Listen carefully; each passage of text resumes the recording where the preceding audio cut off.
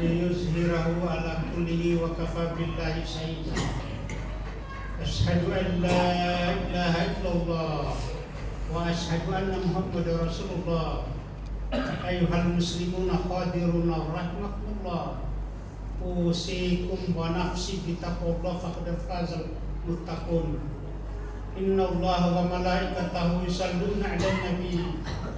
Ya ayyuhallazina amanu sallu 'alaihi wa sallimu taslima. Allahumma salli ala sayyidina Muhammadin wa ala alihi wa ashabihi ajma'in, amma ba'd. Qala Allah ta'ala fil kitabil karim wa huwa asdaqul qailin. A'udzu billahi minasy syaithanir rajim. Bismillahirrahmanirrahim. Ya ayyuhallazina amanu taqullaha haqqa tuqatih wa la tamutunna illa wa antum muslimun. Wa qala Rasulullah sallallahu alaihi wasallam, ittaqullaha haitsu ma kunta wa atbi'is sayyi'atal hasanata tamhuha wa khaliqin nasa bihuluqil hasan. Sadaqallahul azim. Bapak-bapak jamaah Jumat yang sama-sama dirahmati dan dimuliakan oleh Allah Subhanahu wa taala.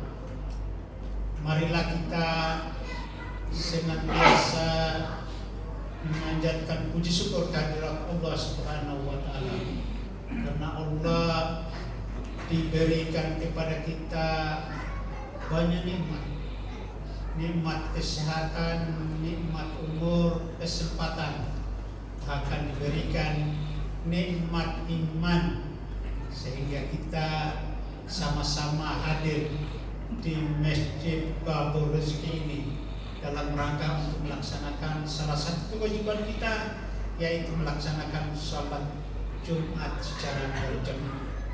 Dan marilah kita tak lupa senantiasa menghaturkan salam dan salawat kepada junjungan Nabiullah Muhammad sallallahu alaihi wasallam, Nabi yang diutus di muka bumi ini sebagai rahmatan lil alamin. Jamaah Jumat yang dimuliakan oleh Allah Subhanahu wa taala. Jumat hari ini kita memasuki Jumat terakhir atau di penghujung bulan Zulkaidah. Insyaallah minggu depan kita masuk baru Zulhijjah.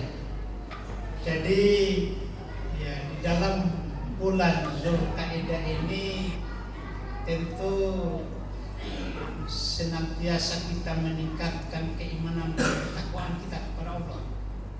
Karena di bulan Zulkaidah ini dan bulan Zulhijjah dan Muharram dan Rajab itu dikatakan dalam surat At-Taubah ayat 36, itu kita dilarang menzalimi, baik menzalimi dia atau orang lain maupun diri kita sendiri.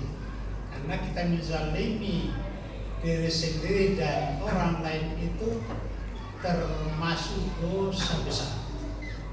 Jadi di bulan Rajab, bulan Zulkaidah, bulan Zulhijjah dan bulan. Jadi 4 bulan ini dilarang kita melakukan perbuatan-perbuatan yang dilarang oleh Allah Subhanahu wa taala. Yang dianjurkan adalah senantiasa kita meningkatkan keimanan dan ketakwaan kita kepada Allah Subhanahu wa taala.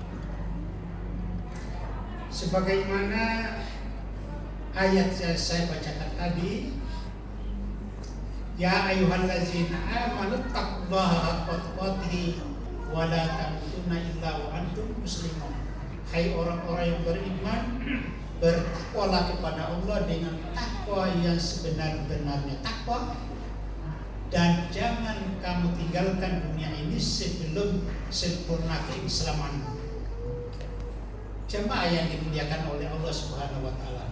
Jadi dalam 4 bulan tadi kita dianjurkan untuk meningkatkan ketakwaan kita kepada Allah, karena pada bulan ini, 4 bulan ini bulan yang mulia. Allah memuliakan kita dan amal-amal kebaikan kita dilipat gandakan oleh Allah Subhanahu wa taala. Begitu juga sebaliknya. Kita berdosa juga besar dosanya, dilipat gandakan juga dosanya. Ya, asbabul dilarangnya ini 4 bulan ini yaitu Rajab, ya, Zulkaidah, Zulhijjah, Muharram. Pada waktu itu orang Arab yang suka berperang itu dilarang. Mereka menikmati beribadah ya cuma duduk-duduk saja. Karena kenapa dilarang berperang? Karena dalam berperang itu orang Arab dulu itu pasti ada yang korban. Kalau ada yang korban berarti berdosa. Dosanya juga dilipat gandakan. Jadi oleh karena itu kita berfokus untuk bertakwa kepada Allah Subhanahu wa taala. Sekarang bagaimana kalau terlanjur misalnya melontarkan kata-kata, cuma kata-kata bukan perbuatan, sehingga mengorbankan orang, kata-kata, maka kita hendaknya kita beristighfar kepada Allah Subhanahu wa taala untuk mengimbangi kemuliaan ini, untuk mengawasi supaya kita ini tidak melakukan perbuatan yang dilarang oleh Allah dengan ucapan astagfirullahaladzim. Kenapa demikian? Karena Rasulullah sendiri sudah dijamin masuk surga, sudah dijamin. Dia masih beristighfar sekurangnya 70 kali dalam sehari semalam. Lalu ada sahabat bertanya, ya Rasulullah, kenapa Rasulullah sudah dijamin oleh Allah masuk surga tapi masih beristighfar? Apa jawaban Rasulullah? Saya mengingat karena ini saya manusia biasa, pasti tidak luput daripada kesalahan dan khilafah. Karena memang dalam Al-Quran dikatakan al-insanu dha'ifa, bahwa manusia itu adalah tidak terlepas daripada kehilafan. Jadi oleh karena itu kalau kita hilaf dalam 4 bulan tadi yang saya sebutkan, maka diimbangi dengan kata-kata astagfirullah. Jemaah yang dimuliakan oleh Allah Subhanahu wa taala, untuk kesempurnaan keislaman kita sebelum kita tinggalkan dunia ini ada terdapat dalam Al-Quran, dalam suatu hadis. Buniyal Islam ala khamsin syahadatin an la ilaha illallah wa iqamis sholati wa ita'iz zakati wa shaum ramadan hijjul baiti man istata'a ilaihi sabila. Bahwa pada dasarnya rukun Islam itu, untuk kesempurnaan keislaman kita itu ada 5. Pertama, mengucapkan 2 kalimat syahadat, asyhadu an la ilaha illallah wa asyhadu anna Muhammadar Rasulullah. Saya bersaksi tiada Tuhan selain Allah, dan saya bersaksi pula bahwa Muhammad itu adalah utusan Allah. Kalimat ini ya kita sudah mengetahui semuanya. Yang paling penting kewajiban kita bagaimana kita mengajarkan, memalu anak-anak kita itu generasi yang lebih fasih. Karena diantaranya syarat untuk membangun rumah tangga dalam perkawinan adalah juga membaca asyhadu an la ilaha illallah wa asyhadu anna Muhammadar Rasulullah. Makanya itu untuk sahnya perkawinan itu harus ada paling tidak 4 orang saksi. 4 orang saksi ini adalah untuk mendengarkan lafaznya yang akan menikah itu apakah sudah betul atau tidak. Kalau tidak betul ya diulangi. Tapi saya kira kalau anak-anak kita bekali kepastian, insya Allah 1 kali baca. Dan kalimat syahadat ini juga adalah syaratnya untuk kita sahnya diterimanya sholat kita 5 waktu. Jamaah yang dimuliakan oleh Allah Subhanahu wa taala. Kemudian rukun yang kedua adalah melaksanakan ibadah sholat. Perintah sholat itu adalah wajib. Jadi kalau sholatnya tidak dilaksanakan, tidak sempurna, maka ibadah-ibadah yang lain tidak akan dikafir. Puasa kita, haji kita, sedekah kita, semua amal-amal hablum minallah wa hablum minannas, hubungan sosial, kalau sholat kita tidak mantap dalam artian lalai dalam 5 waktu sehari semalam, maka ibadah-ibadah lain tidak diterima, tidak dikafir. Jadi oleh karena itu ibadah kita yang lebih utama sholat 5 waktu sehari semalam, karena sholat itu adalah tiangnya agama. As-sholatu imaduddin, sholat itu adalah tiangnya agama. Barang siapa yang melaksanakan sholat berarti dia menegakkan agama. Sebaliknya siapa yang malas-malas melaksanakan sholat 5 waktu, maka berarti dia membutuhkan agama. Adapun sholat-sholat lain yang sunnah itu otomatis dia ikut halanya. Seperti kita masuk masjid, sholat tahiyat masjid, sholat qabliyah sebelum Jumat, itu ikut.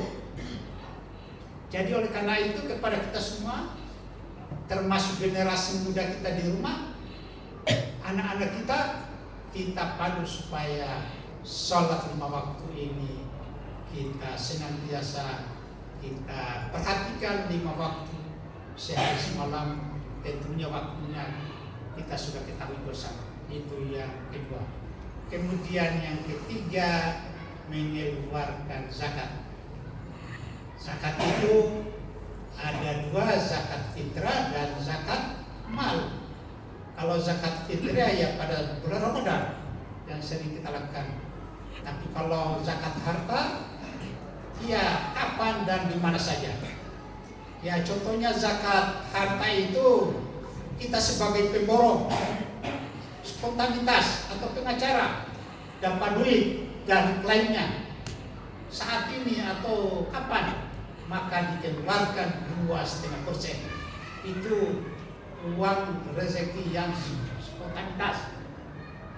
2,5% berarti haknya orang lain sudah diberikan, tinggal hak kita sisa. Nah itu. Lain lagi kalau zakat fitrah nanti dibahas pada waktunya Idul Fitri, bulan puasa, itu zakat ya.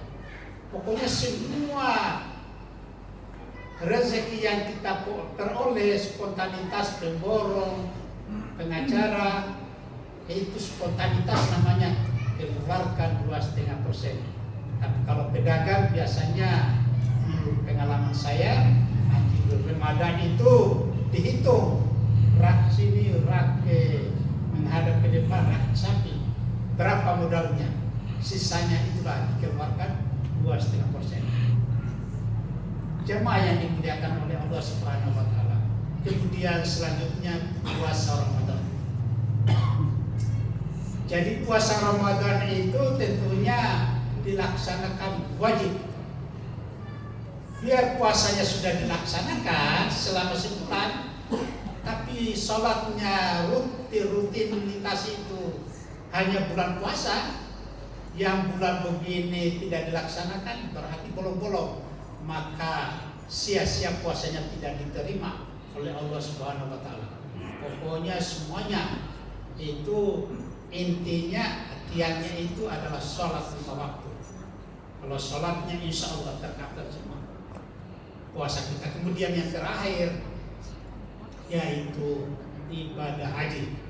Hajjul baiti man istata'a ilaihi sabila, bahwa wajibnya untuk melaksanakan ibadah haji adalah tergantung kemampuan.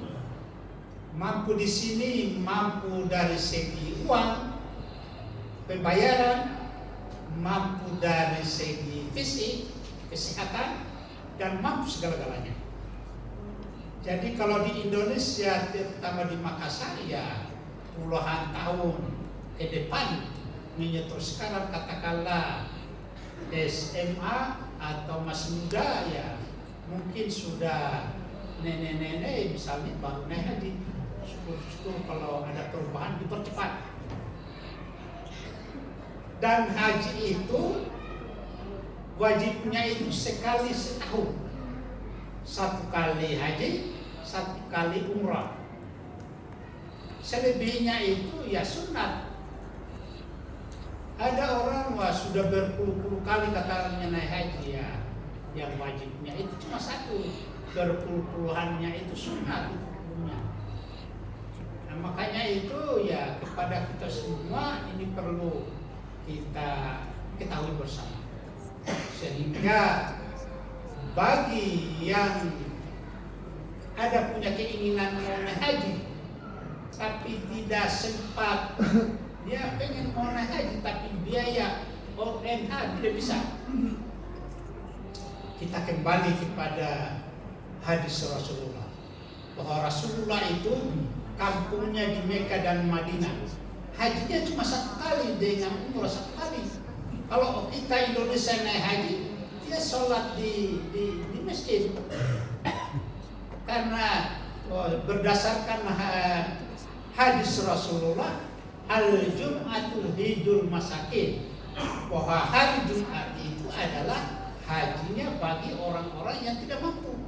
Makanya itu Rasulullah di kampungnya di Mekah sana, orang haji berbondong-bondong, dia di masjid bersama-sama orang yang tidak mampu.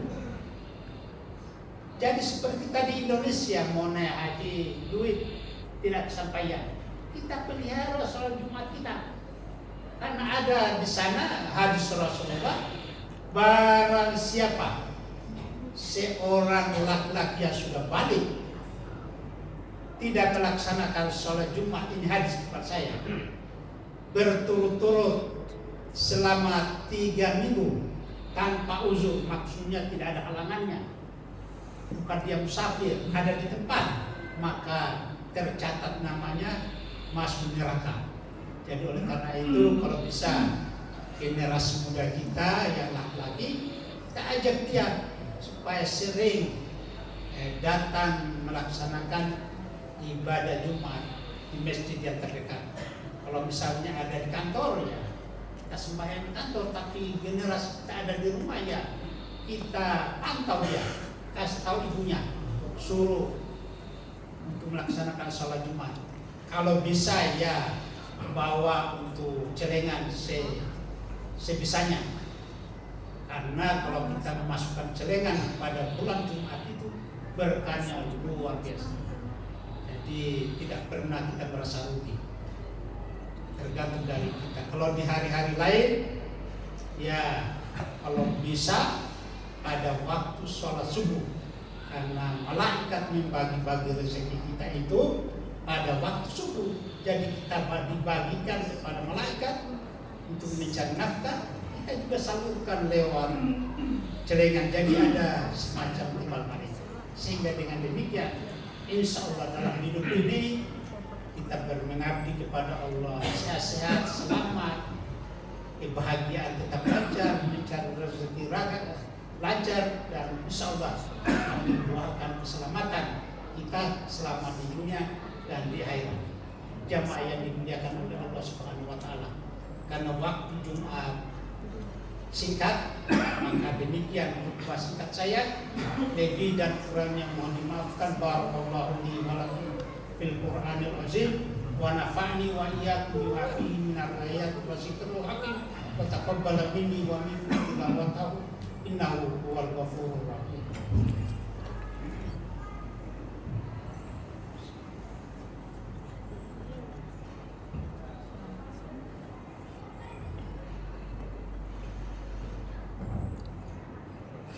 Alhamdulillahi nahmaduhu wa nastaghfiruh wa na'udzu billahi min shururi anfusina wa min sayyiati a'malina. May yahdihillahu fala mudilla lahu wa may yudlil fala hadiya lahu. Asyhadu an la ilaha illallah wa asyhadu anna Muhammadar Rasulullah. Ayyuhal muslimuna qadiruna rahmakumullah. Usikum wa nafsi bitaqwallah faqad fazal muttaqun. Inna Allaha wa malaikatahu yusalluna 'alan nabi ya ayyuhallazina amanu sallu 'alaihi wa sallimu taslima. Allahumma salli ala sayyidina Muhammad wa ala alihi wa ashabihi ajma'in. أما بعد اللهم اغفر للمسلمين والمسلمات آمين. والمؤمنين والمؤمنات والأحياء منهم والأموات إنك سميع قريب مجيب دعوة قاضي الحاجة اللهم إنا نسألك رضاك والجنة ونعوذ بك من سخطك والنار اللهم إنا نسألك سلامة ونسألك إيمانا كاملا وعلما واسعا ورزقا واسعا وعملا صالحا برحمتك يا أرحم الراحمين ربنا ظلمنا أنفسنا وإن لم تغفر لنا وترحمنا لنكونن من الخاسرين ربنا هب لنا من أزواجنا وذرياتنا قرة أعين واجعلنا للمتقين إماما ربنا آتنا في الدنيا حسنة وفي الآخرة حسنة وقنا عذاب النار عباد الله إن الله يأمر